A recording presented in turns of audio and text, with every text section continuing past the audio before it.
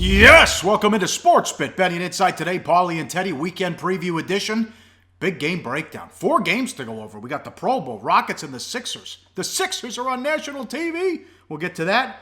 We got the Kansas-Kentucky, a monster game Saturday. Villanova, Virginia as well. We'll run through that coming up later in the show. Bad beats, bad bets, bad for the books. Before we get to that, the props went up last night here in Vegas at the Westgate. Talked to Jay Kornegay on the radio show. Does an excellent job. They put up over 400 props, Teddy.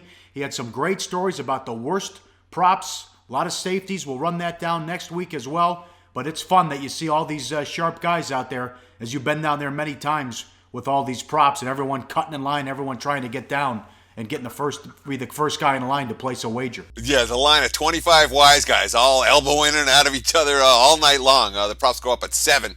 And the line continues 4 hours. They allow you to make 2 or 3 wagers, and you have to go to the back of the line and start all over again. But let's set it up for next week. Next Wednesday will be our prop show.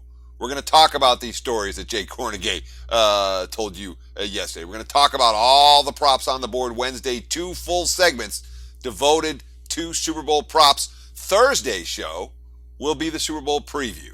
And again, we're going to do 2 full segments, talk about side and total of that ballgame. So you get plenty of Super Bowl coverage next week right here on sportsBIT. All right, excellent. Looking forward to that. And some great stories to share next week and great information. Bad bets.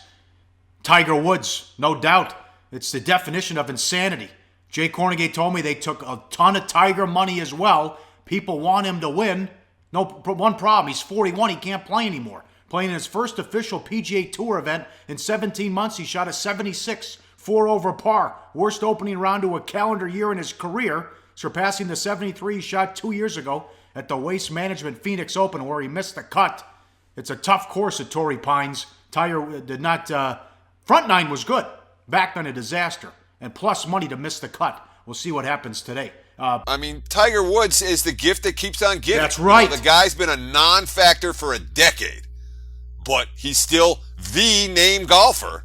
Any chance you get to fade Tiger, man, you tend to have positive expectation doing so. Yeah, plus money to miss the cut. Incredible. Bad bets. Xavier bet from 6 down to 3.5. They lose to Cincinnati, a great game, a high-scoring game, which surprised me, but blew it with one of the best games we've seen in a long time in college basketball. Oh, yeah. For 12 of 15 from the floor, 9 of 11 from three-point range. He scored 40 points, and it still wasn't enough for Xavier to get the money. So, if you watched the show yesterday, you know how much this game meant to the Bearcats. The betting markets didn't seem to be interested. All the money came on the Musketeers. But when your star player goes off for 40 and you're a dog and you still don't win or cover, yeah, Cincy outworked them. Bearcats, right side bad bet if you had Xavier last night. Here's some more bad bets. The 2 ESPN games, neither good for the house. Michigan bet from 2 all the way up to 4.5. They blew out Indiana by 30. That was over early, an embarrassment for Indiana. Horror show there. North Carolina bet up to 15.5. They got the money against Virginia Tech. Yeah, and 2 games that were both bad for the house. We're talking about ESPN TV games where all the money came on the home favorite, and the home favorite won and covered with relative ease. Wolverines and Tar Heels gave sportsbook directors a little bit of indigestion last night. Bad beat in our favor. Play of the day gets there. Westbrook with some huge threes late. OKC gets the money. Oh, yeah. Dallas covered pretty much the first 47 minutes of that game. I think there was one stretch that OKC was up by 10. But the Mavs looked like a wire-to-wire job until the final minute. And then Westbrook, not 1, but 2 big three-pointers in the final minute. OKC bet up from -7 to -9.5. They win by 11. Bad result for the house. Bad beat if you took the extra value at Dallas at the close last night. Something to follow. Cantor got hurt punching the bench, punching a chair in frustration. We'll see how serious that injury is as well. You want to answer some questions? Yeah, let's do that, man. It's been a while since we answered some Twitter questions. R. Papo 27 on Twitter. If taking less than a field goal, college football dog, I always go money line on the dog. What do the pros say? Money line, take the 2 points. Take the 1, whatever it is, less than 3. I'd love a video on this. What do you think? We've been asked this many times. Yeah, and the answer for me is no. Well, I shouldn't say that. There's an element of it that's a straight math question. And you can find online, fairly easy to find, look for a money line to point spread conversion chart. And when they're out there, there are a number of them. They tend to be mathematically, because the ones I've looked at are mathematically correct. So when you take a look at the money line to point spread conversion chart, and you're shopping at your sports book to see where the money line is, it's a real math question. You know, if you're plus 2.5 and you're getting plus 130, yeah, you're all ears. You definitely want to look at the money line in that spot. If you're getting plus 110, not so much. I find my sweet spots for the money line on the dog tend to be in the higher point spread ranges. We're talking about more than a field goal. And for my personal strategy, I tend to take the points as opposed to taking the money line with dogs in that situation. That's a personal preference. The sharpest of the sharps will say it's a straight math question. Thanks for the question, Ryan. Excellent question on Twitter. Yeah, and we got this yesterday. This was excellent. Great tweet, ton of questions. He doesn't want the media promotion on Twitter. How is it useful and advantageous to know a book's biggest need, liability? Well, how is it useful or advantageous to know a book's biggest need? If you're one of the bettors that's very interested in sharp square divides, and I'm not one of these guys that's really concerned about if the book's going to take a beating on this game, or who the sharps are on, or who the squares are on. You can make yourself crazy worrying about that kind of stuff.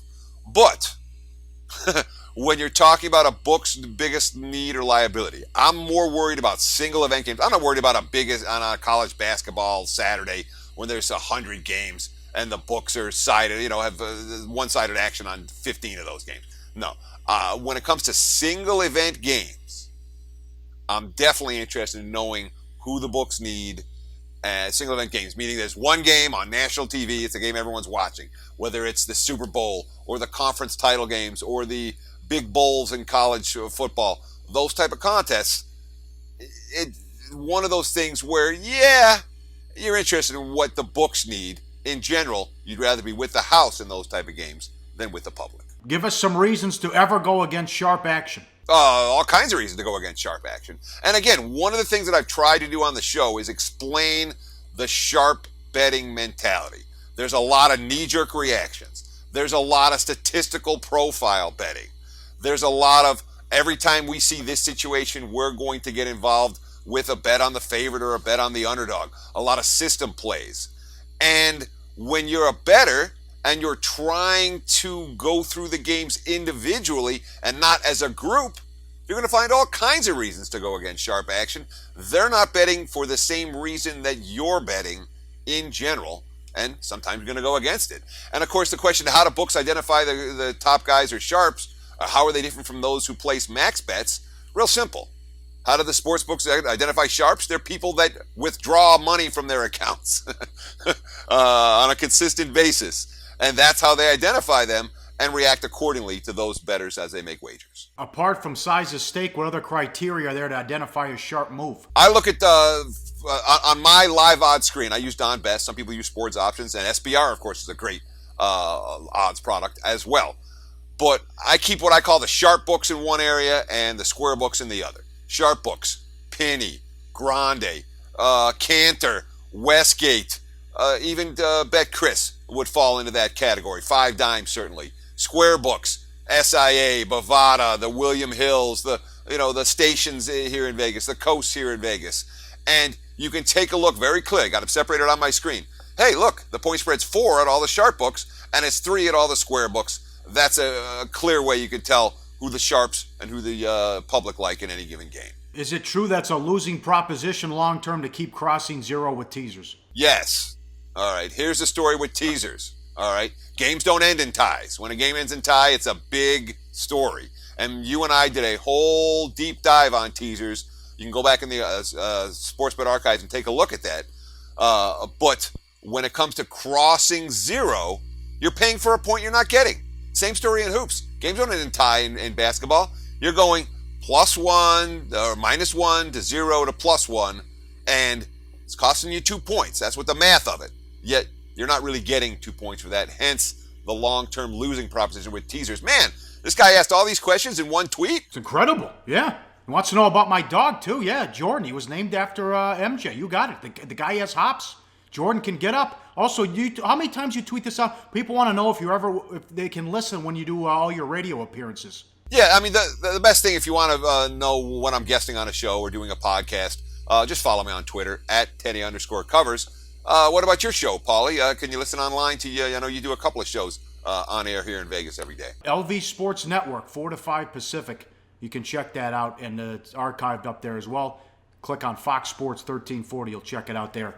LVSportsNetwork.com. Up next, big game breakdown. Pro Bowl. The 76ers on ESPN. I can't believe it, and they were flexed. We'll also get to Kansas and Kentucky and Villanova and Virginia. All that straight ahead on sportsBIT. Betting Insight today on SBRpicks.com.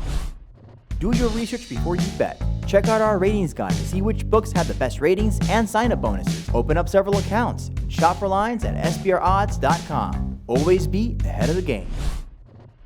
Back on sportsBIT, Betting Insight today, Pauly and Teddy. Follow us on Twitter at Pauly Howard, at Teddy_covers. Rare. We got some marquee games to talk about, but we don't have any lines. Oh, this is strange, but let's start with the Pro Bowl. We expect the line later today. It's Sunday, 5 o'clock Pacific on ESPN. The last 3 years before it became an open draft, and they go back to AFC, NFC this year, 2010, 55-41 NFC. 2011, 59-41 AFC. 2012, NFC won 62-35. It's flag football. It's an abomination. And look at it's Alex Smith against Dak Prescott for the starters at quarterback, Teddy. Well, I mean, at least it's back to the AFC versus the NFC this year. I mean, nobody cared about Team Rice or Team Sanders or Team Carter or Team Irvin. And this year, fans can at least go back to not caring about the NFC versus the AFC. It's so much easier not to care about something when it's properly defined, Pauly. But yeah, and you look at the starters. I mean, I guess we can still call it a Pro Bowl when it's Alex Smith against the rookie. But on the bench, you got Roethlisberger and Dalton for the AFC. For the NFC, you have Breeze and Cousins. This isn't a preseason game where the guys coming off the bench are going to be pretty useless. You know, this is the Pro Bowl. But it's worth noting, not one AFC quarterback has a teammate at wide receiver or running back. Smith does have the tight end, Travis Kelce, to work with. But in the NFC, you know, Dak Prescott, he handed the ball off to Elliott. He's throwing to Bryant. That's it for the NFC. So normally, in the Pro Bowls, in these all-star games, whether it's college or NFL, the guys that play on the same teams have good rhythm together, even if nobody else does. But in this Pro Bowl, there's not a whole lot of that. I mean, there really isn't when it comes to Pro Bowl combinations. Yeah, and AFC down to 16 players for, quote, injuries. NFC down to 9. I mean, it's been this way for a while. Nobody wants to play in this game anymore. No. Well, nobody ever wanted to play in the game. What people wanted was the free trip to Honolulu for themselves and their families. Now that the game's in Orlando, even the trip to Orlando doesn't have that same, we're going to Hawaii type of mentality or motif. So yeah, not surprised at the AFC missing 16 players, the NFC 9, that's 25 so far, and who knows how many guys are going to, strain a hamstring in warm-ups on Sunday. But again, no line for this one. Interesting game to discuss, and when you look at those recent scores, these games with scores in the 90s and up to 100, I'm not convinced this year's is going to be quite as high scoring as those last three AFC-NFC matchups, given the question marks when it comes to QB/WR combinations. All right, very good. Second game, live odds, sportsbookreview.com. Look at this. Look at this. Trust the process. Rockets on the road to take on the Sixers. It is on ESPN. They moved the game back. You could say they flexed the 76ers into primetime on a Friday night. No line. Embiid doubtful. Okafor banged up. Gordon questionable as well. And I think it's official that the Sixers have arrived, that they're on ESPN. And they're the early game to start the doubleheader. Yeah, and of course, the 76ers, the Philadelphia 76ers, the laughingstock of the NBA for the last half decade. 10-3 straight up, 11-2 against the spread their last 13. That includes 4 road wins during that span. Back-to-back nights. They didn't have Embiid, they didn't have Okafor. Hey, no problem. Nerlens Noel, you see what he did? 57 minutes, 35 points, 13 and 19 from the floor, 21 rebounds, blocks, steals, assists. He had the 2 longest playing stints he's had all season. And guess what? They're 10-4 this season in games where Noel has been available for at least 10 minutes. All of a sudden, this team has depth. They've had unselfish play. They went 2-0 this week, 67 assists on 85 made shots. There's a lot to like about Philadelphia right now, and it's not just all on the offensive end of the court, is it, Pauly? How about a drum roll for this one? This is shocking. January defense.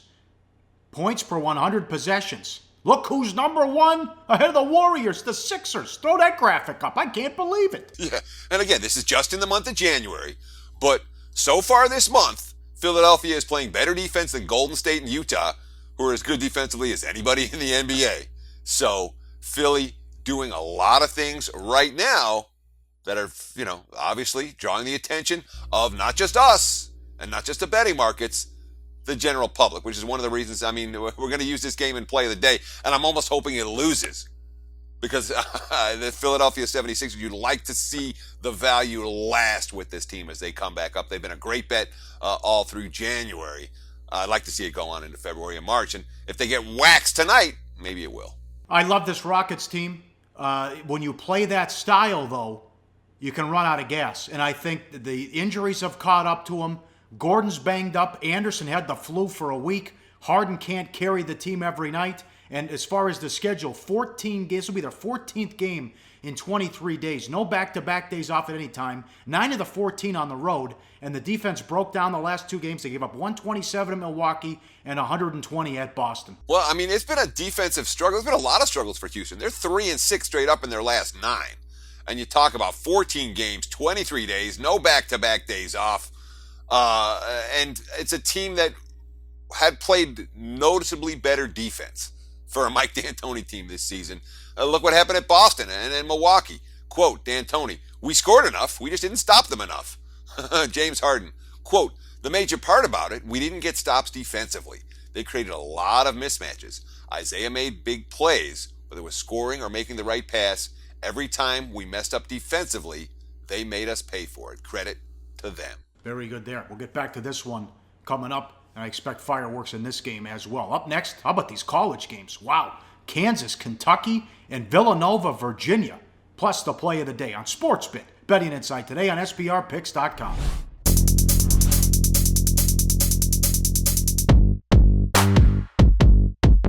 That's right, the 8th annual SBR Forum Bash will be held at the breathtaking all-inclusive Hard Rock Hotel in Punta Cana on Super Bowl weekend. Join Natalie Rydstrom and the Odds Couple as they mingle with SBR pros and have fun under the sun. Stay tuned for video coverage of Bash activities, including a $5,000 poker tournament sponsored by uwager.eu. Only on SBR, your sportsbook authority since 1999. Back on sportsBIT, Betting Insight today. Big game breakdown continues as always. Live odds. Sportsbookreview.com. Saturday, 3 o'clock Pacific, ESPN. What a game. Kansas and Kentucky. Kentucky at home. We expect the line maybe to come. Estimated line 5.5 in this one. And while certainly Villanova, North Carolina was one for the ages into the 2016 season, this was high drama as well. Kansas beat Kentucky in Lawrence 90-84 in overtime, Teddy. Oh, yeah, great game. Really, you talk about Nova, North Carolina. That was a fantastic game last year. It's a game that we all still remember.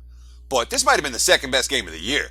The final score matched the biggest margin. Kansas never led by more than 6. Kentucky never led by more than 6. It was one of those games where every possession was played at a high level, really intense basketball. I wouldn't be surprised at all if we see a similar type of intensity in the rematch this year. And again, that estimate, Kentucky 5.5, I wouldn't be shocked if Kentucky comes 4.5. I wouldn't be shocked if they come 6.5. We're guesstimating that the Wildcats will come out in that range. Big difference now. Mason and Graham went through that one. 79 floor minutes. Savvy as any backcourt in the country. Even in the loss Tuesday in Morgantown, Kansas had more assists than turnovers, which is tough to do on that court. Oh, it sure is. But, I really wonder if playing at Kentucky just might be easier than playing at West Virginia this season. West Virginia, that is a tough court. So for Kansas to have more assists and turnovers, a really positive sign in that game, even though they lost and failed to cover. But the Jayhawks took a hit, suspending forward Carlton Bragg indefinitely for a violation of team rules. He's a big body off the bench. The guy's, 6'10", 240 pounds. He averages about 15 minutes, 6.1 points, 4.8 rebounds. Not necessarily what we would call an impact player, but they'll miss him. He gets minutes and valuable minutes for the Jayhawks every single game. He's not going to get those minutes, at least for the indefinite future. I expect a huge effort out of Kentucky. the revenge from last year. Not to mention, they were looking past Tennessee on Tuesday. Calipari lit them up after that one and at halftime. Yeah, he sure did. Cal, quote, Tom Brady made a statement that these guys aren't listening to. Doing what's right for the team sometimes may not be right for you, but that's how you win. That's not getting through to some guys, and I told them after. You'll continue to lose. I've done this 30 years. You cannot do this stuff that they're doing and win basketball game. You know, everyone that's watched this team, you know what we usually look like. Pass, pass, pass, pass. In, out, drive, kick, go. You know what everybody's doing right now? Whoever has it holds it as long as they can until they make a pass. And the pass they want to make is the hero scoring pass. We're just not playing how we were 2 weeks ago. Maybe we got arrogant. It comes back to what I'm accepting as a coach. And obviously, I'm accepting this kind of play from young kids. I've got to do a better job, and I will. Yeah, Calipari's pissed off.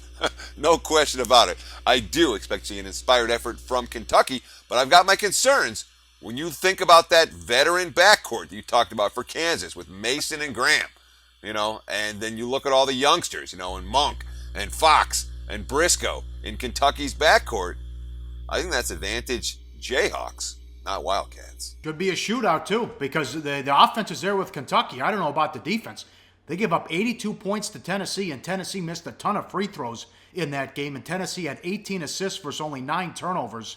3 of the last 5 SEC opponents have scored in the 80s against Kentucky. Cause for concern there. One more. LiveOddsSportsBookReview.com. Another great game. Sunday on Fox, 10 a.m. Pacific. Villanova and Virginia. Estimate Villanova laying 4 in this one. And Nova off the upset loss in Marquette. And what a job. It was a loser for us. Play of the day. Virginia went in to South Bend and drilled Notre Dame. Although Notre Dame, and it's a credit to Virginia as well, Notre Dame with their worst shooting performance from 3 of the season. Yeah, and really, when you look at the 2 games, you say, how much was Villanova getting really beaten up by Marquette? How much was Virginia dominant off Notre Dame? Or how much was it just one team shot well and one team shot bad? Look at the 3-point shooting. Villanova, just 6 of 34 from beyond the arc. Marquette got hot. They were draining threes down the stretch, 9 and 19. And the same story with the Cavs against the Fighting Irish. Virginia hit threes. Notre Dame just 3 of 18 from beyond the arc. Hence, the 2 lopsided results, certainly when it comes to a point spread perspective. I'll ask you. They always talk about this, the talking heads. They ask coaches, is there such a thing as a good loss? Yes, I believe there is. When you talk about a team that has legitimate aspirations to go a long way in March. I think the silver lining for Jay Wright. You know, they don't need, Villanova did not need the added pressure of hanging on to the number 1 ranking for the next 2 months. You know, now Wright can just go back, set your rotation just the way you want for the tournament. I honestly wonder if he was given a lie detector test, he might say that he was actually glad to have lost. And, you know, this game, however, has all the makings of a tournament game. You know, good time to run his players out against the pack line defense and see if they can solve it. And when it comes down to game inside the game, look at the efficiency ratings. Villanova, number 4 offensively in the country. Virginia, number 3 defensively in the country. It's a fascinating matchup. And it's a game that I'm fascinated. This is a must-watch.